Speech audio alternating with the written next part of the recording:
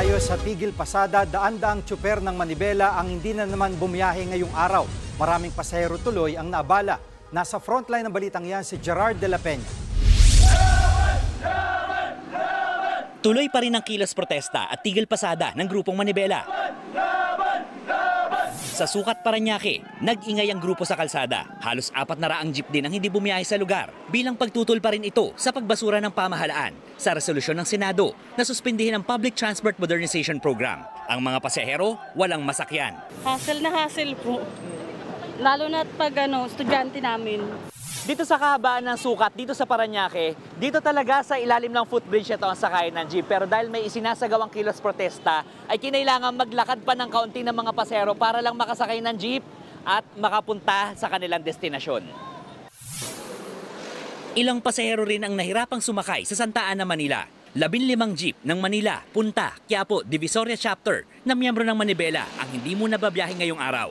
Ang hassle kasi buntis ako tapos nakikipagsiksikan pa ako dito. Parang konti lang yung jeep.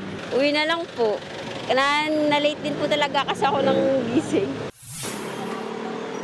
Sa Caruncho Avenue sa Pasig naman, nagrally din ang ilang driver at operator na rutang Pasig-Palengke, Quiapo. Naniguro ang lokal na pamahalaan at nagpahanda ng mga bus para sa libreng sakay para sa mga commuter. Humihingi po kami ng paumanhin sa ating mga mahal na mananakay. Ayaw man po namin gawin ito. Gustuin man po namin na talagang kumapit dito sa modernization. Talaga pong pahirap lamang yung konsolidasyon na ginagawa sa amin. Sang-ayon naman daw sila sa modernisasyon pero ayaw nila sa consolidation kung saan mga kooperatiba at korporasyon ang mamamahala sa kanila.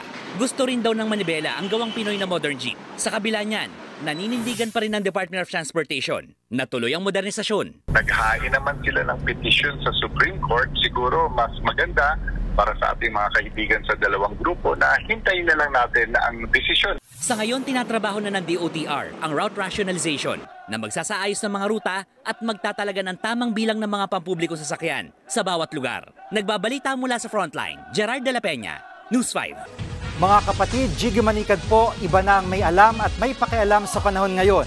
Para sa konkreto, kumpleto at komprehensibong balitaan sa Frontline, mag-follow at mag-subscribe sa social media pages ng News 5.